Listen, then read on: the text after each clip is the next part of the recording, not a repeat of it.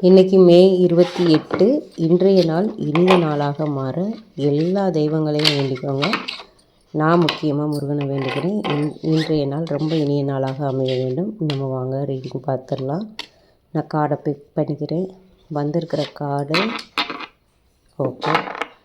Tower card reverse.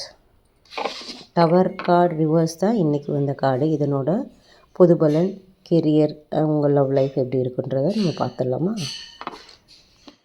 இந்த video பார்க்குற ஒரு சிலருக்கு ஒரு பேரதிர்ச்சி நேற்று வந்திருக்கும். ஆனால் இன்றைக்கி காலையில் உங்களுக்கு அது ஸ்லோவாக மறைகிற மாதிரி ஒரு ஃபீல் ஆகும். டவர் கார்டு ரிவர்ஸ் எப்போவுமே ஒரு பாசிட்டிவ் தான். இது இப்படி இருந்ததுன்னா உங்களுக்கு பெரிய குழப்பம், பெரிய அதிர்ச்சி வருது அப்படின்ற மாதிரி இருக்கலாம். பட் இது ரிவர்ஸில் வந்ததுனால அந்த சூழ்நிலைகள் மாறப்போகுது, அப்படி தான் நம்ம எடுத்துக்கணும். புயல் அடித்ததுக்கப்புறம் ஒரு அமைதி நிலவும்ல, அந்த மாதிரி உங்கள் மனசு இருக்கும். அதனால் ஏதாவது ஒரு மாற்றம் உங்கள் மனசுக்குள்ளே, உள் மனசுக்குள்ளே ஏதாவது ஒன்று தோணுதுன்னு வச்சுக்கோங்களேன். அதை நீங்கள் தடுக்காதீங்க. என்ன சொல்கிறேன்னா, இன்றைக்கி உங்கள் மனசாட்சி என்ன சொல்லுதோ அதை கேளுங்க.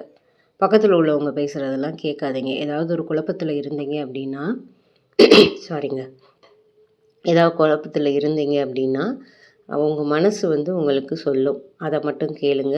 அது என்ன நடக்குதோ அதை அப்படியே அலோவ் பண்ணுங்கள். எதுவும் நீங்கள் ஃபோர்ஸ் பண்ணாதீங்க.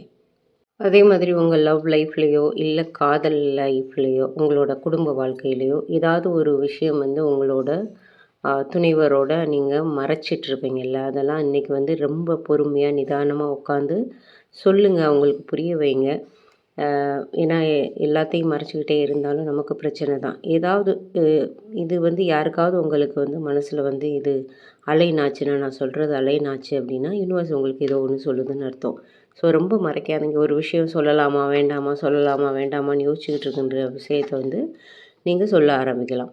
அதே மாதிரி உங்களுக்கு வேலை செய்கிற இடத்துல பார்த்தீங்க அப்படின்னா ஒரு சிலருக்கு உங்களோட மேனேஜ்மெண்ட்டில் சேஞ்சஸ் நடக்கும். உங்களோட அதிகாரிகளோட பணிமாற்றம் இல்லைன்னா உங்கள் கம்பெனியில் ஏதாவது சேஞ்சஸ் நீங்கள் பார்ப்பீங்க.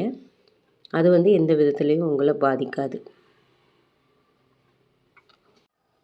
பொதுவாக சொல்லணும்னா இன்றைக்கி நிறைய குழப்பங்களுக்கு ஒரு தீர்வு கிடைக்க ஆரம்பிக்கும். அதே மாதிரி இன்றைக்கி ஏதாவது குழப்பங்கள் இருக்கிற மாதிரி இருந்ததுன்னா அது உங்களை பாதிக்காது. ஸோ எல்லாம் நல்லபடியாக நடக்கும். ஆண்டவனை வேண்டிட்டு இன்னைய நாளை நீங்கள் ஆரம்பிங்க. God bless you. Thank you so much.